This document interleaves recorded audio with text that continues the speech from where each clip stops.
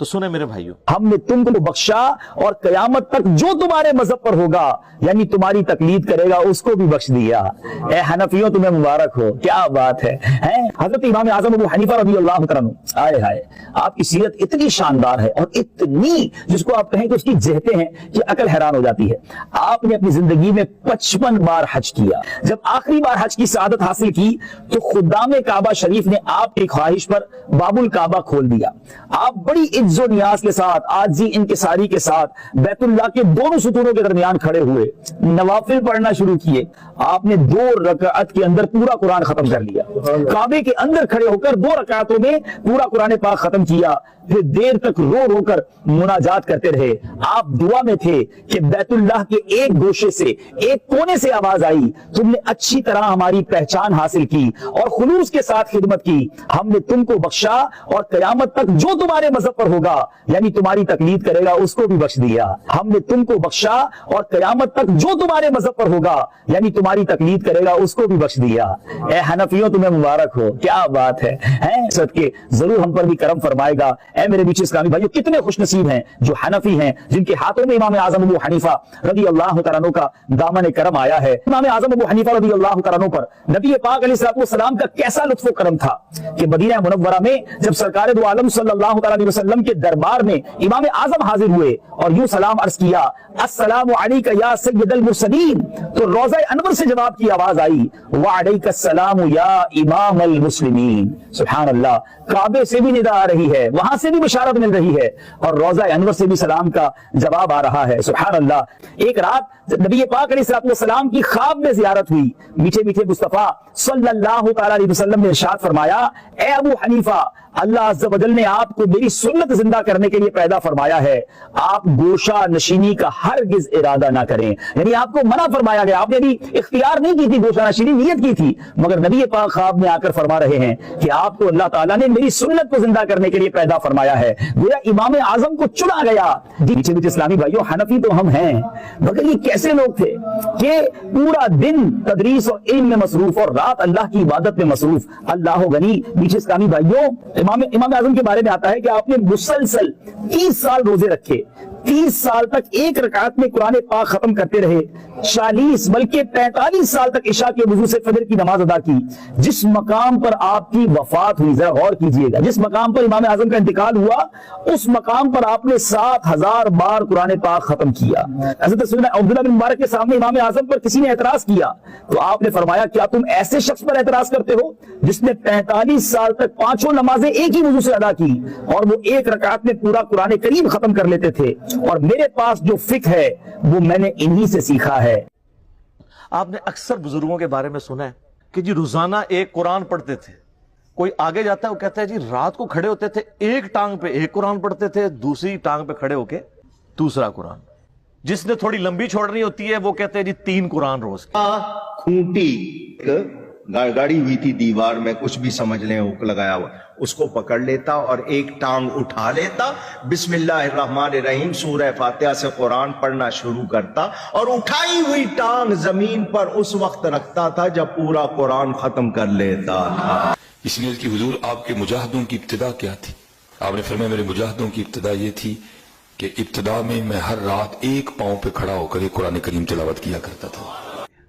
8 कुरान वाला वर्जन भी है। सर फजाइल अमाल उठाएं, ये मैं यानी कोई जुबानी कलामी बातें नहीं कर रहा हूं, ये वो टेक्स्ट बुक है जिसके बारे में दावा किया जाता है कुरान के बाद सबसे ज्यादा दुनिया में पढ़ी जाने वाली किताब है फजाइल अमाल। तो ये फजाइल अमाल में लिखा हुआ है मेरे भाई कि एक बुजुर्ग थे रोजाना एक कुरान पढ़ते थे, एक और बुजुर्ग का लिखा साथ कि वो 3 कुरान रोजाना पढ़ते थे, फिर आगे कहते हैं 8 कुरान भी रोजाना पढ़ते थे, और फिर लिखा कि इमाम अबू हनीफा रहमहुल्लाह ताला रमजान शरीफ में 61 कुरान पढ़ते थे।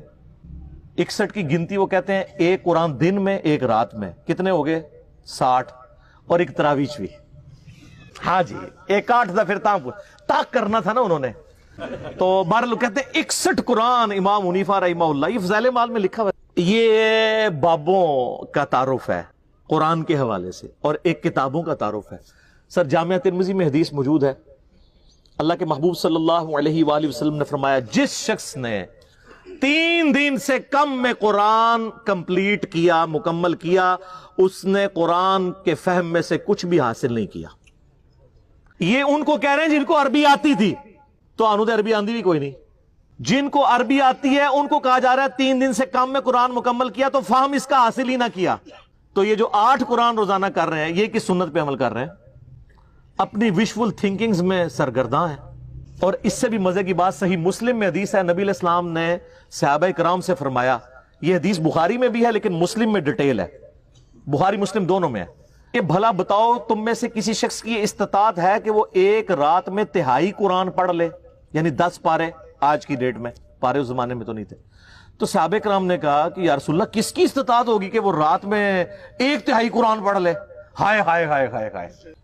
سر ہے استطاعت، فضائل مال میں 8 والے بھی آ جائے، لیکن صحابہ کرام تو بزرگ نہیں تھے نا، آپ کو پتا ہے وہ تو کامل الایمان مومنین تھے. یہ کہانیوں والے ہیں، وہ کامل الایمان اے کہانی باز. تو صحابہ نے کہا یا رسول اللہ کسی کی استطاعت نہیں. تو آپ نے فرمایا کہ سورۃ الاخلاص پڑھ لو، یہ تہائی قرآن کے برابر ہے، تہائی قرآن کے برابر ہے. اپنے نظریات کے اعتبار سے بھی، کیونکہ قرآن حکیم کا 1/3 عقیدہ توحید ہے، اور چونکہ سورہ اخلاص توحید کی جڑ ہے، اس اعتبار سے بھی تعلیمات میں بھی یہ 1/3 ہے قرآن کا، اور فضیلت میں بھی. اچھا اگر یہ کہتے ہیں نا کہ ہمارے بزرگ جو 8 قرآن پڑھتے تھے وہ 24 بار پڑھتے سن سورہ اخلاص، پھر تو ٹھیک ہے. 8 × 3 = 24. 24 ٹائمز اگر سورہ اخلاص کوئی پڑھ لے اور 8 قرآن روزانہ کے، اگر یہ کہتے ہیں پھر تو ٹھیک ہے. لیکن آپ کو بھی پتا ہے کہ انہوں نے یہ نہیں کہا ہوا، کیونکہ اس پہ پوری رات ایک ٹانگ پہ کھڑا نہیں ہونا پڑتا. سورہ اخلاص اگر کسی نے پڑھنی ہے 3 دفعہ کتنا ٹائم لگتا ہے. اور آپ کو ایک اوریجنل مدنی لطیفہ سناتے ہیں. یہاں پہ جیلم ہمارے شہر کے اندر تبلیغی مرکز ہے. کبھی کبھار میں زور کی نماز میں وہاں چلا جاتا ہوں، تو زور کی نماز کے بعد نا فضائل اعمال کی تعلیم ہوتی ہے. اب وہ عالم دین ہے جو وہ فضائل اعمال پڑھ کے سنا رہے ہوتے ہیں، اور سامنے مدرسے کے بچے بھی ہوتے ہیں. تو میں نے اپنے بچوں کو پابند کیا کہ تم نے بھی سن لیا کرو تعلیم نا. اب میرا ایک بچہ ماشاءاللہ 10 سال کا ہے اور ایک آلموسٹ 11 سال کا. تو یہ میں 5-6 مہینے پہلے کی بات کر رہا ہوں. تو ہم درس سن رہے نا، تو یہی والا جناب وہ فضائل قرآن والا آ گیا جی، ایک بزرگ 3 قرآن روزانہ، ایک 8 قرآن، اور یہ 61 قرآن. اب میں جب بیٹھا ہوا درس سن رہا نا تو میں بچوں کی طرف دیکھ رہا، میں نے کہا کہیں یہ بھی وہی تو نہیں سوچ رہے جو میں سوچ رہا ہوں. خیر بعد میں ہم جب موٹر بائک پہ بیٹھے، میں گھر آنے لگا تو میرا بچہ مجھے کہتا ہے، احمد کہتا ہے بابا یہ باقی باتیں تو ٹھیک تھی، ایک بندہ روزانہ 3-8 قرآن کیسے پڑھ سکتا ہے؟ تو میں نے کہا بیٹا یہ کہانی تھی، اس کو چھوڑ دو، باقی باتیں لے لو. لیکن میں یہ سوچ رہا تھا کہ 80 لوگ اس عمر ہی ٹگے سا ڈنگر، کیونکہ ہماری تربیت نہیں ہوئی تھی. اور آج کل کے بچے سوچتے ہیں، کیوں سوچتا ہے؟ اس نے قرآن کئی دفعہ مکمل کیا، اسے پتہ ہے یہ اتنی موٹی کتاب ہے، یہ 8 دفعہ روزانہ کیسے پڑھی جا سکتی ہے. اب لاکھ کسی کو کہتے رہے جناب انج کر کے پڑھ لی تو انج کر کے پڑھ لی، کیسے منوائیں گے؟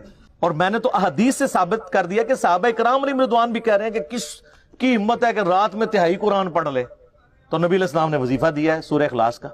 تو ہم تو یعنی یہ ساری مثالیں آپ کے سامنے اس لیے رکھتے ہیں کہ آپ کم از کم مرنے سے پہلے اے مسلمان کر لے اس پہ غور. کتابوں کا خدا اور ہے، بابوں کا خدا اور.